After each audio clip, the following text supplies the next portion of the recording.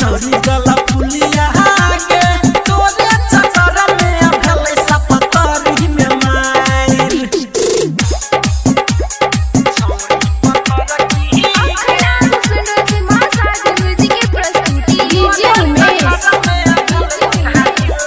सुखीपुर बाजार के मजा तो दे पगरिया में सोइट गे ध्यान दही एक कहै छ राइटर उमे सगे मजा तो दे पगरिया में सोइट गे